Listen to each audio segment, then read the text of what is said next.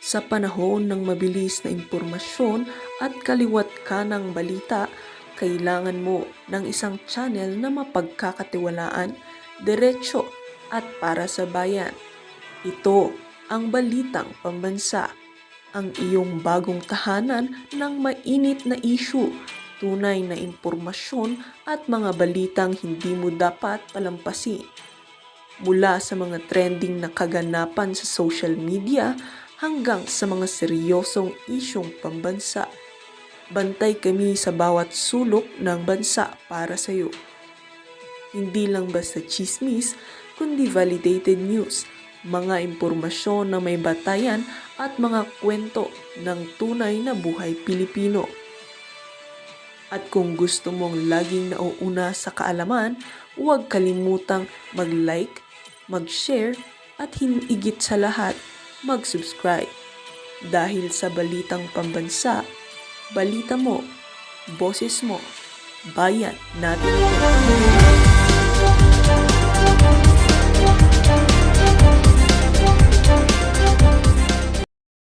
Po sa buong bansa. Upang sa gayon, maharap natin ang mas mabibigat na problema na dapat kaharapin ng ating bansa kaugnay sa ekonomiya at pagbibigay na mas magandang kalidad ng buhay sa mas marami sa ating mga kababayan. Maraming salamat po, Ginoong Pangulo, at sa muli nagpapasalamat ako sa ating kagalang-galang na Chairman ng Committee on Appropriations sa pagbibigay sa munting kahilingan ng abang lingkod na ito, at gayon din sa ating punong mayoriya sa pagbibigay din sa kahilingan ng kinatawa na ito. Di ba? Nung si Marcoleta ang humingi na isuspend yung rule para tanungin niya si Boying, hindi po pinagbigyan si Marcoleta. Hindi pinagbigyan si Marcoleta, mga ka-reaction. Pero itong si Cheese, pinagbigyan siya. Anak ka ng... Di ba, mga ka-reaction? Pinagbigyan si Cheese na isuspende yung rules. Naalala po ba ninyo yun, mga ka-reaction? Si Marcoleta hindi pinagbigyan. At ngayon, nagpapasalamat, pinupuri, nagbibigay pugay itong si Cheese sa presidente niya. Anak ka ng... Ang nangyari, kinabukasan, yung kaso niya sa COMELEC, automatic na dismiss. Anak ka ng...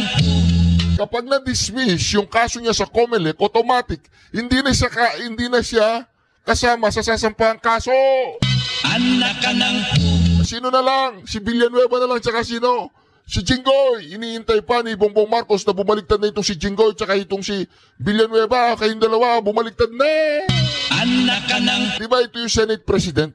Yung pro temp si Jinggoy, yung majority floor leader si Villanueva. O, sumunod na kayo. Anak ka ng... Di ba, mga ka-reaction? Palagay ko nga totoo yung sinasabi nila sa tao na to. Alam mo, Oh, palagay ko. Palagay ko lang, mga am I ka-reaction, that ha? stupid? English Pasensya na kayo, yan. kasi, Tagalog yan mga eh. supporter Ganon ni ako Cheese, gagago. si channel nito, Abogado pasensya ako, na kayo. fiscal ako. Wala na, Ganon ako nahubaran na. gagago. Tama kayo. Alam mo, Mr. Chair, tama Tingnan po mo ang si Mr. reaction. Duterte. Pinuri niya si Bongbong Marcos. Si Bongbong Marcos, sa kanya lahat pumupukol yung sinasabi ni Saldico. Hindi totoo yung sinasabi ni Saldico. Meron siya mga ebidensya eh. Sinabi niya eh. 100 billion insertion, hindi lang yun. Yung asawa ni Bongbong Marcos, siya yung mayawak ng kartel ng bigas, ng asukal, ng galunggong, ng kahit ano-ano pa dyan sa custom. Siya ang reyna ng custom di umano. Sabi ni Saldico, Anak ka ng... mga ka-reaction, kahapon ko pa gustong reaksyonan ito eh. Ayaw nilang reaksyon na natatakot sila. Kasi baka sabihin nila, ay, sayang si Cheese, mawawala siya sa ano natin, sa grupo natin. Mawawala siya pag binanatan natin si Cheese. Sasabihin natin, bumaliktad. Hindi bumaliktad si Cheese. alam mo, Si Cheese, hindi ko alam kung may yagballs o wala. May yagballs ka ba, sir? Sir, may bayag ka ba, sir? May bayag ka? Wala? Okay kung wala. alam mo, Meron daw. Anak ka ng... Malayo ka kay Marcoleta, sir. Wala kang binatbat kay Marcoleta. Kaya naman, Cheese, ekis ka na, Cheese, ekis. Anak ka ng... Mantakin mo, pinuri mo si Bongbong Marcos. Pinuri mo ang kapatid niya. Sinabihan na magpagamot. Pinuri mo pa rin si Bongbong Marcos. anak ka ng Destabilization lang yun. Destabilization lang daw po yun, mga kareaksyon, kapatid niya. Bata pa kami, dumudurog na yan. Ngayon, hindi namin alam kung ano na nangyayari dyan, pautal-utal na. Iba na yung takbo ng isip niyan. Ano sabi ni Amy Marcos? Magpagawa ka na, ading, umuwi ka na. anak ka ng Mga kareaksyon, ito po ngayon ang si Stay. Itong si Cheese, nasa majority na yan. anak ka ng Nagbigay-pugay na siya kay Bongbong Marcos eh. Nagbigay-pugay na kay Bongbong Marcos yan. anak ka ng Tumiklop si Cheese. Tumiklop. Ang gusto lang niya hanggang kay Romualdez lang. anak ka ng Ano kaya ang galit niya kay Romualdez? Ano kaya ang galit niya kay Saldico? Pinagbigyan naman siya. 200 billion. 2025 insertion ng Senado. Ayon kay Saldico. Sinabi ko na kahapon, ikinanta na siya ni Saldico. anak ka ng Hindi pala pumayag si Cheese sa 2025 GAA na hindi malagyan ng 200 billion ang Senado. anak ka ng Di ba mga kareaksyon? Yan na po ang sinasabi natin mga kareaksyon. Ito na ang sinasabi natin dito. Si Cheese ay bumaligtad na. Pangalawa, hindi bumaligtad. Ano talaga yan? Pro Lisa Araneta yan. Ngayon, aba, nagbibigay-pugay na siya kay Bongbong Marcos! anak ka ng Cheers!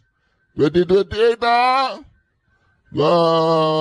basta sa 2028, huwag mo alalahanin na mga kareaksyon. Alam nyo nang gagawin nyo kay Cheese sa 2028. anak ka ng Diba alam nyo nang gagawin nyo kay Cheese sa 2028? Balita ko, gustong tumakbo ng ano yan re-election. anak Puntahan po natin kay Marcos Jr. mga kareaksyon. Itong si Marcos Jr. meron pong binunyag na lumapit daw yung abogado. Lumapit daw po yung abogado ng ni Saldico para makipag-ayos. At sinabi daw ng abogado na itigil na yung pagpapakansela ng passport ni Saldico na naniniwala po kung mga kareaksyon, may ibang passport na si Saldico. May ibang passport na yan. Pero mga kareaksyon, ito nagsalita si Bongbong Marcos mismo, nagsalita. May ebidensya ka ba, Bongbong Marcos? Pagkakam po natin mga kareaksyon. Sino ang kapatid ng magnanakaw? Sinungaling. Sino ang kapatid ng sinungaling? Magnanakaw. Sino yung pamangkin nila? Mambubudol. Alam mo, anak ka ng Di ba mga kareaksyon? Blackmail na kung hindi Blackmail daw, blackmail. po kami ng abogado ni Saldico sa 8 congressman na may-ari ng mga construction company na may proyekto sa DPWH. Lastly, meron po akong ibabanggit sa inyo. Dinapitan po kami ng abogado ni Saldico at nagtatangkang mag-blackmail na kung hindi po namin kakanselihin daw ang passport niya, hindi na raw siya maglalabas ng video. I do not negotiate with criminals. Kahit maglabas ka na ng video ng lahat ng kasinungalingan mo na pag-destabilize sa gobyerno, gusto kong malaman mo, Saldi, makakansela pa rin ang passport mo. Hindi ka na makakatakas sa hustisya. Napaka-cheap mo, Bongbong Marcos. Parang away ng magkaklase. Hindi, sinabi niya sa akin sinabi niya hindi raw, bigyan ko lang daw siya ng ulam ng ganyan. Hindi ko na susumbong. Parang ganon. Bongbong Marcos, napaka-cheap mo naman. Sasabihin mo yon, wala ka bang wala pa ka bang spokesperson na hindi manggagaling diretso sa'yo? Anong ebidensya mo? Pakita mo yung ebidensya mo. Walang wiretap, walang ebidensya, ganun lang. Kinausap lang kayo, ganun. Ganun pa ka. Alam mo, Bongbong Marcos, kailangan mo na siguro talaga magpa-rehabilitation. Mantakin mo, sinabi mo yan. anak ka ng Mantakin mo, sinabi mo yan. Presidente ka? Ikaw ang magbe-breaking news na nilapitan ka ng kampo ni Saldico? Nagbayaran ka?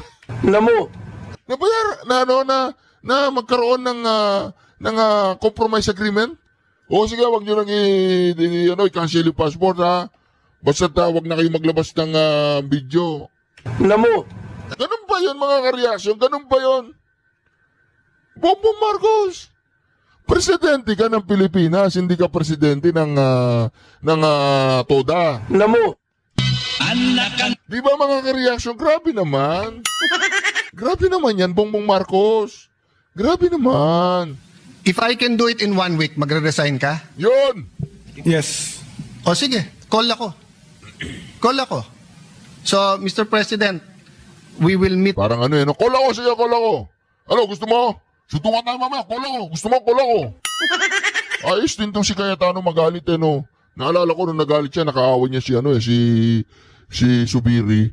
Alam nyo, nung nag-away sila ni Subiri, napahawak ako bigla dun sa upuan ko. Sabi ko, huwag mong labanan si Subiri. Ako, tutumba ka dyan. Hindi, nakalaban ko na po kasi ng sparring si Subiri. Oh, black belter yan eh. Kaya lang itong si Cayetano, ibang belt ang hawak nito. Oh. Pero, ayos ha, nagigipagamunan na naman si Cayetano. If I can do it in 1 week, magre-resign ka? Yes.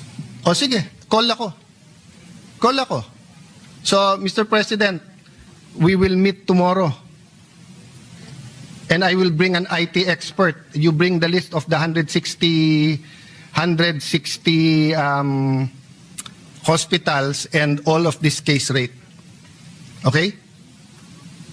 No, sir, hindi pwedeng tungo-tungo lang dito sa Senate. Seryoso tayong pinag-uusapan. Be here at 4 o'clock tomorrow? Can you be here at 4 o'clock tomorrow? PhilHealth, President? Yes, according to the PhilHealth president. Okay. The yes is okay. So, Nako mga kareaksyon, umiinit na po. Pero parang merong magre-resign na DOH sekretarya.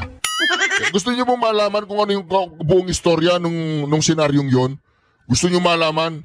Kasi itong DOH mga kareaksyon, itong DOH, akala nila siguro mga baboy, baka, manok o mga animal ang mga Pilipino, yung vaccine nalilate.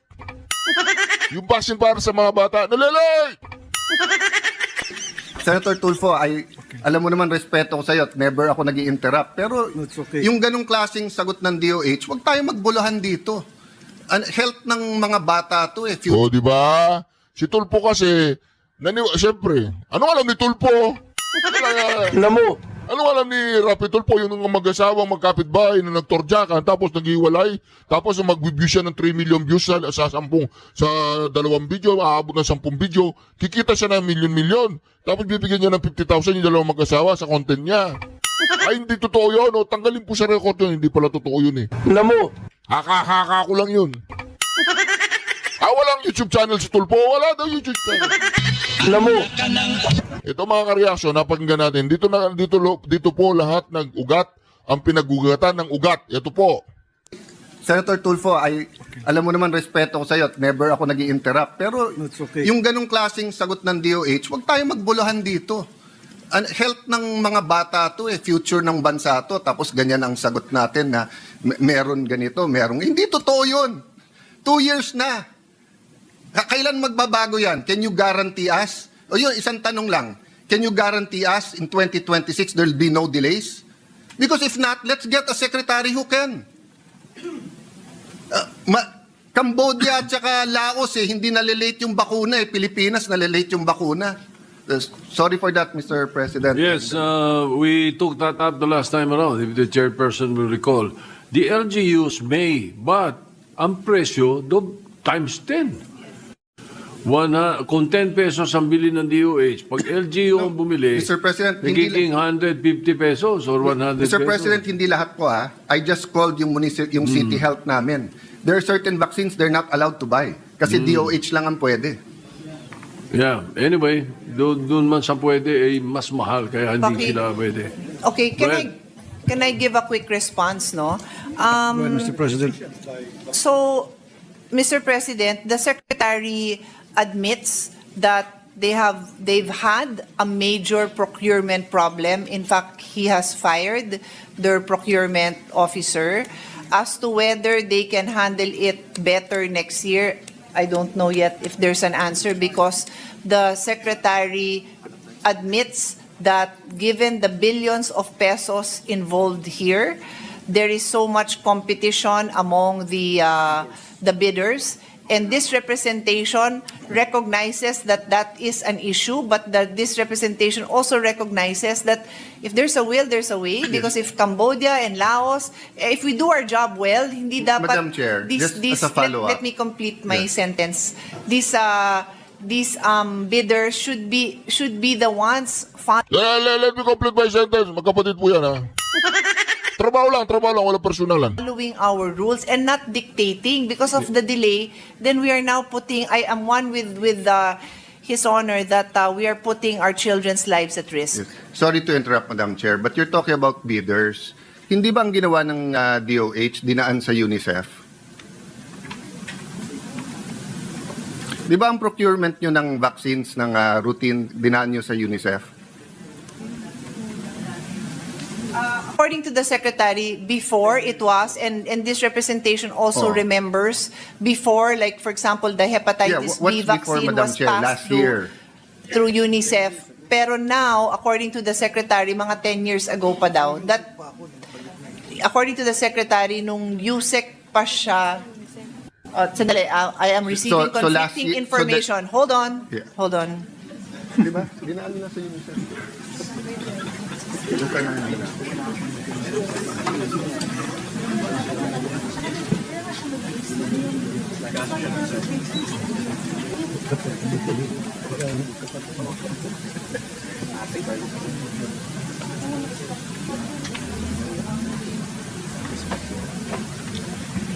Yan yung pinail sa ombudsman, no?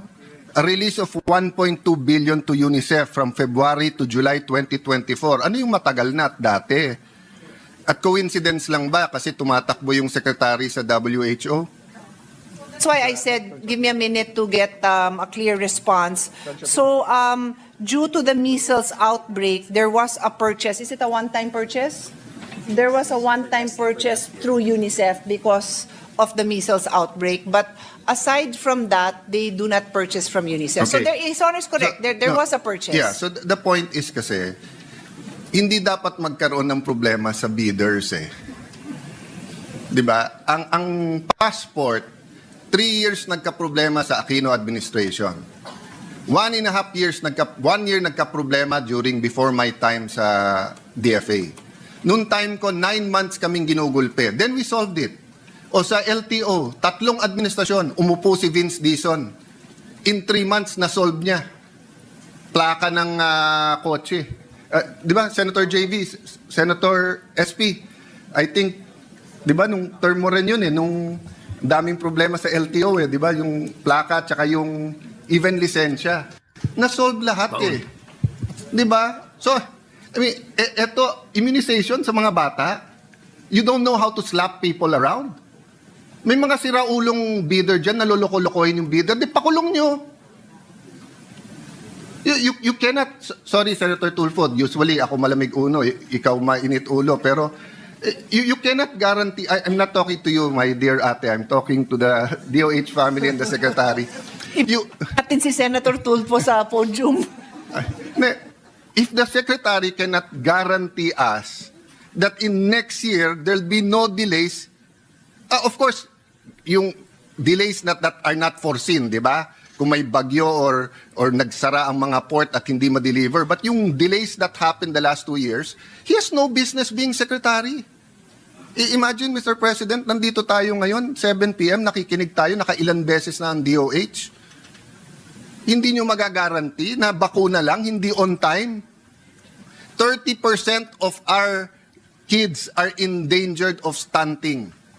Ilan sa kanilang endangered dahil nga sa kahirapan dito sa mga sakit na i-prevent ng bakuna. Ang dami natin pinag-uusapan dito, budget nyo, laki-laki. Tapos, yung on time lang yung bakuna, o ibigay nyo lang sa Senate. Yung pera, kami na magbibid. Kami na magdi-deliver. Sorry, Senator Tulfo, but thank you for this intervention. But I think it's unacceptable that we do not have a hard answer here that hindi madidelay ang mga bakuna. We're not talking about all kinds of medicines and competing. Ang pinag-uusapan pa lang natin yung routine na bakuna plus sa senior citizen na yung flu. Yung flu lang, hindi natin ma-solve yun. To be fair, past administration, November din. Kung yun ay ginawa ni Secretary, at least may isa siya na hindi nagawa ng ibang administrasyon. Pero wala eh. Imbis na November 1, nandito na. November 26 na, wala pa rin. Kasi tayo, komportable tayo. Nagkasakit tayo, may St. Luke's, may Asian, may Makati Med. Pero paano naman yung mga kababayan natin na may nanay na 80 years old na napakahirap, pagka nag-flu tapos nagka-pneumonia, mamamatay na lang. Hindi natin bibigyan ng bakuna? No, it's just unacceptable, Mr. President. We understand the frustration, Mr. President. Just to put on record, because the Senate President asked a very similar, well, identical question about the vaccines, no? The response that we got from DOH is precisely because of the procurement problems, and this is referring to the flu vaccine. The procurement problems, the problems with the bidders, the vaccine, which was due to come sometime March, April, kung madelay man sana May, will be arriving December. So what they did was the December vaccine is now has that formulation for the next year's variants of viruses that are normally, well, that are predicted to happen next year. But I hope Senator Alan heard that, because that response was for him. Thank you, Mr. President. Senator Thank Tulfo, you. you have the floor again. Thank you, Madam Sponsor. Thank you, Mr. President. Sabi po ng DOH kanina, logistic ang problema, kaya nagkakaroon po ng worth millions and billions ng mga medicine na expire and about to expire. Ginamit po yung reason na logistic problem. Ano po yung proposed solution ng DOH tungkol dito? Madam Sponsor, Mr. President.